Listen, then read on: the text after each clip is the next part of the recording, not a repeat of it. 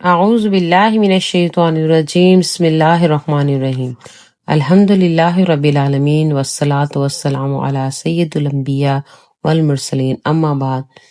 میری پیاری بہنوں اور بھائیوں، آج ہم ایک ایسی عبادت کے بارے میں بات کریں گے جو خاموشی میں ہوتی ہے مگر آسمانوں تک اس کی آواز جاتی، وہ ہے نماز تہجد۔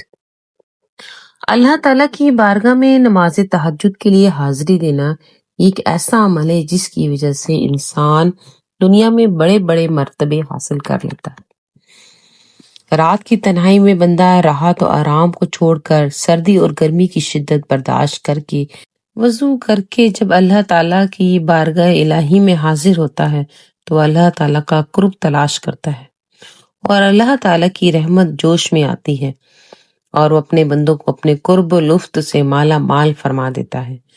فرائض کے بعد سب سے زیادہ فضیلت والی نماز جو ہے تہجد کی ہے۔ تہجد وہ نماز ہے جو رات کے آخری حصے میں ادا کی جاتی ہے جب ہر طرف سکون ہوتا ہے، لوگ گہری نیند میں ہوتے ہیں، تب اللہ اپنے بندوں کو پکارتا ہے کوئی مانگنے والا کہ میں اسے عطا کروں۔ یہ وہ وقت ہوتا ہے جب اللہ اپنے بندے کے سب سے زیادہ قریب ہوتا ہے۔ میرے بہنوں اور بھائیوں، تہجد صرف ایک نفل نماز نہیں بلکہ یہ اللہ سے محبت کی نشانی ہے، یہ نیک لوگوں کی پہچان ہے، دل کو سکون دیتی ہے اور دعاؤں کو قبول کرواتی ہے۔ قرآن پاک میں کئی مقامات پر اس نماز کی اہمیت اور فضیلت بیان ہوئی ہے۔ ارشاد باری تعالیٰ ہے، ترجمہ سورۃ الفرقان کی آیت ہے، اور رحمان کے بندے ہیں وہ جو راتیں اس طرح گزارتے ہیں کہ اپنے پروردگار کے آگے کبھی سجدے میں ہوتے ہیں اور کبھی قیام میں۔ سورۃ الزمر کی آیت ہے، بھلا کیا ایسا شخص اس کے برابر ہو سکتا ہے جو رات کی گھڑیوں میں عبادت کرتا ہے اور کبھی سجدے میں کبھی قیام میں آخرت سے ڈرتا ہے اور اپنے پروردگار سے رحمت کا امیدوار ہے۔ کہو کہ کیا وہ جو جانتے ہیں وہ جو نہیں جانتے سب برابر ہیں۔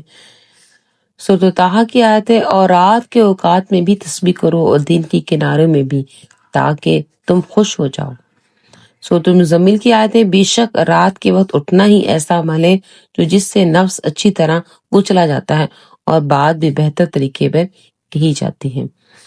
سورۃ المزمل کی آیت نمبر 20 ہے، اے پیغمبر تمہارا پروردگار جانتا ہے کہ تم 2/3 رات کے قریب اور کبھی آدھی رات اور کبھی 1/3 رات تہجد کی نماز کے لیے کھڑے ہوتے ہو اور تمہارے ساتھیوں میں سے بھی ایک جماعت ایسا ہی کرتی ہے۔ سورۃ بنی اسرائیل کی آیت ہے، اور رات کے کچھ حصے میں تہجد پڑھا کرو جو تمہارے لیے ایک اضافی عبادت ہے، امید ہے کہ تمہارے پروردگار تمہیں مقام محمود تک پہنچائے گا۔ نبی کریم صلی اللہ علیہ وآلہ وسلم کے فرمان میں بھی تہجد کی نماز پڑھنے کے بے شمار فضائل اور مختلف قسم کی ترغیبات وارد ہوئی ہیں۔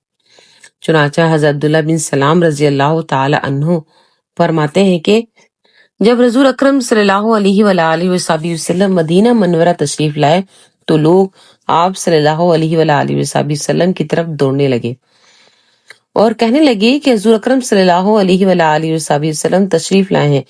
میں بھی لوگوں کے ساتھ آیا تاکہ دیکھوں کہ واقعی آپ صلی اللہ علیہ وآلہ وسلم نبی ہیں یا نہیں۔ میں نے آپ صلی اللہ علیہ وآلہ وسلم کا چہرہ مبارک دیکھ کر کہا کہ یہ چہرہ جھوٹے شخص کا نہیں ہو سکتا۔ وہاں پہنچ کر جو سب سے پہلے ارشاد حضور اکرم صلی اللہ علیہ وآلہ وسلم کی زبان سے سنا وہ یہ تھا کہ لوگوں آپس میں سلام کا رواج ڈالو اور غربا کو کھانا کھلاؤ اور صلہ رحمی کرو، اور رات کے وقت جب سب لوگ سوتے ہیں تو تہجد کی نماز پڑھا کرو تو سلامتی کے ساتھ جنت میں داخل ہو جاؤ گے۔ حضرت ابو ہریرہ رضی اللہ تعالی عنہ سے روایت ہے کہ رسول اللہ صلی اللہ علیہ وآلہ وسلم نے فرمایا، رمضان کے بعد سب سے زیادہ فضیلت والا روزہ اللہ کے مہینے محرم کا روزہ ہے، اور فرض نماز کے بعد سب سے زیادہ فضیلت والی نماز رات تہجد کی نماز ہے۔ حضرت ابو سعید خدری رضی اللہ تعالیٰ عنہ سے روایت ہے کہ رسول اللہ صلی اللہ علیہ وآلہ وسلم فرمایا، جب رات کے وقت آدمی اپنی بیوی کو جگائے اور دونوں 2 رکعتیں پڑھیں یا 1-2 رکعت پڑھیں تو وہ اللہ کا ذکر کرنے والوں اور ذکر کرنے والیوں میں سے لکھ دیے جاتے ہیں۔ سنن نبی داؤد کی روایت ہے، حضرت ابو ہریرہ رضی اللہ تعالیٰ عنہ سے روایت ہے کہ رسول اللہ صلی اللہ علیہ وآلہ وسلم نے فرمایا، تم میں سے ہر شخص کی گدی پر جب وہ سوتا ہے تو شیطان 3 گرے لگا دیتا ہے، ایک گرہ پر یہ کہتا ہے کہ تیرے لیے رات بہت لمبی ہے، بس خوب سو۔ اگر وہ بیدار ہو کر اللہ کا ذکر کرتا ہے تو ایک گرہ کھول دی جاتی ہے، پھر اگر وہ وضو بھی کر لیتا ہے تو ایک گرہ اور کھل جاتی ہے، پھر اگر وہ نماز بھی پڑھ لیتا ہے تو تمام گرہیں کھول دی جاتی ہیں، اور وہ صبح اس حال میں کرتا ہے کہ وہ حشاش بشاش اور پاکیزہ نفس ہوتا ہے، ورنہ اس کی صبح اس حال میں ہوتی ہے کہ وہ خبیثۃ النفس اور سست ہوتا ہے۔ صحیح بخاری اور صحیح مسلم کی روایت ہے۔ حضرت علی رضی اللہ تعالیٰ عنہ سے مروی کہ رسول اکرم صلی اللہ علیہ وآلہ وسلم ارشاد فرمایا، جنت میں ایسے بالا خانے ہیں ان کے اندر کی سب چیزیں باہر سے نظر آتی ہیں۔ صحابہ کرام رضی اللہ تعالیٰ عنہ نے عرض کیا، یا رسول اللہ یہ کن لوگوں کے لیے ہیں؟ حضور اکرم صلی اللہ علیہ وآلہ وسلم فرمایا، جو اچھی طرح سے بات کریں اور غربا کو کھانا کھلائیں اور ہمیشہ روزے رکھیں اور ایسے وقت میں رات کو تہجد پڑھیں جبکہ لوگ سو رہے ہیں۔ ترمذی کی شریف کی روایت ہے۔ حضرت بلال حبشی رضی اللہ تعالیٰ عنہ سے روایت ہے کہ رسول اللہ صلی اللہ علیہ وآلہ وسلم نے ارشاد فرمایا کہ تم رات کے جاگنے کو لازمی پکڑو، کیونکہ یہ تم میں سے پہلے صالحین اور نیک لوگوں کا طریقہ ہے، اور رات کا قیام اللہ تعالیٰ کی طرف تقرب کا ذریعہ ہے اور گناہوں کے لیے کفارہ ہے، وہ گناہوں سے روکنے اور حسد سے دور کرنے والی چیز ہے۔ تہجد کی نماز کی نیت کا طریقہ کیا ہے؟ نماز تہجد کی ہو یا کوئی بھی، اس کی نیت کے لیے زبان سے الفاظ ادا کرنا ضروری نہیں، بس دل میں یہ نیت کافی ہے کہ میں نماز تہجد ادا کر رہا ہوں یا ادا کر رہی ہوں۔ اور اگر اپنی زبان سے ادا کرنا ہے تو اپنی زبان میں یوں نیت کریں کہ میں 2 رکعت تہجد کی نماز پڑھ رہی ہوں یا پڑھ رہا ہوں، اللہ اکبر۔ نیز اگر رات کو صرف نفل نماز کی نیت سے نماز پڑھے گا تب بھی تہجد کی نماز ہو جائے گی۔ اب تہجد کی نماز کا وقت کون سا ہے؟ تہجد کا وقت عشاء کی نماز کے بعد سے شروع ہوتا ہے اور صبح صادق سے پہلے تک رہتا ہے۔ بہتر یہ ہے کہ آدھی رات گزرنے کے بعد تہجد کی نماز پڑھی جائے، باقی عشاء کی نماز کے بعد سے صبح صادق ہونے سے پہلے کسی بھی وقت تہجد کی نماز پڑھنے سے تہجد کی نماز ہو جائے گی۔ تہجد کے لیے سونا شرط نہیں ہے، البتہ رات کے آخری پہر میں پڑھنا افضل ہے۔ اب تہجد کی کتنی رکعات ہیں؟ 2 رکعتیں ہیں، 4 ہیں، 6 ہیں، 8، اس کے بارے میں بیان کروں گی۔ اکثر و بیشتر نبی کریم صلی اللہ علیہ وآلہ وسلم نماز تہجد 8 رکعت ادا کرتے تھے۔ اسی وجہ سے علماء کرام نے فرمایا کہ تہجد میں افضل 8 رکعتیں ہیں، تاہم اگر کوئی محض 2 یا 4 رکعتیں تہجد ادا کرتا ہے تو یہ بھی درست ہے اور ایسا شخص تہجد پڑھنے والا شمار ہوگا۔ باقی تہجد نفل نمازیں اور نفل نماز 2 رکعت ہیں، یعنی جفت تعداد میں ادا کی جاتی ہے، یعنی نفل نماز طاق عدد میں ادا نہیں کی جاتی، بلکہ بعض حدیث میں اس کی ممانعت بھی منقول ہے۔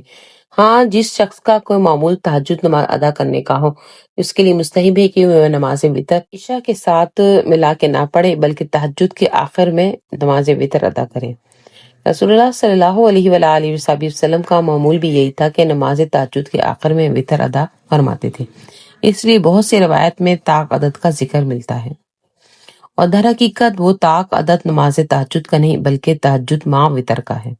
جو شخص نماز تہجد ادا کرنا چاہتا ہے اس کے لیے ضروری ہے کہ وہ عشاء کی نماز کے بعد اور دیگر مشاغل میں اپنے آپ کو مصروف نہ رکھے، عشاء کے بعد کوئی میٹنگ نہ رکھے، کسی سے ملنے نہ جائے، دیر تک مطالعہ نہ کرے، کسی کو رات دیر تک رکنے کو نہ کہے، دعوت کسی کو نہ دے کہ کوئی شدید حاجت و ضرورت ہو یا کسی بے چینی کی صورتحال سے دوچار ہونا پڑے۔ عام دنوں اور عام حالات میں اپنے ان معمولات پہ سختی سے عمل کریں، ورنہ اندیشہ رہتا ہے کہ آدمی اس نعمت سے محروم نہ ہو جائے۔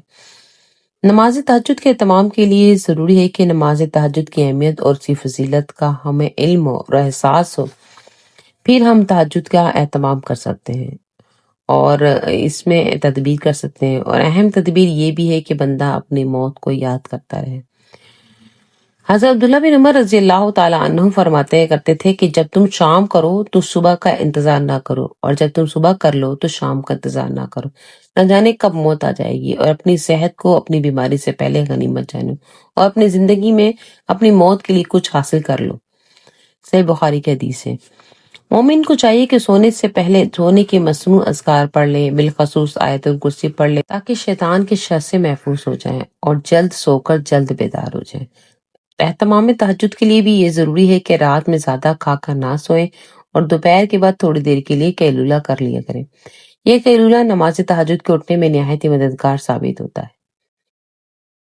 اگر آپ پریشان ہیں، دل ٹوٹا ہوا ہے، کوئی مسئلہ حل نہیں ہو رہا، تو آج رات اٹھیں، اللہ کے سامنے کھڑے ہوں اور رو کر مانگیں۔ یقین کریں جو آنسو تہجد میں بہتے ہیں وہ کبھی ضائع نہیں ہوتے۔ میری بہنوں اور بھائیوں، آج سے ہم عہد کریں کہ ہم تہجد کو اپنی زندگی کا حصہ بنائیں گے، چاہے صرف 2 رکعت ہی کیوں نہ ہو۔ اللہ ہمیں تہجد کی توفیق عطا فرمائے۔ وآخر دعوانا ان الحمدللہ رب العالمین۔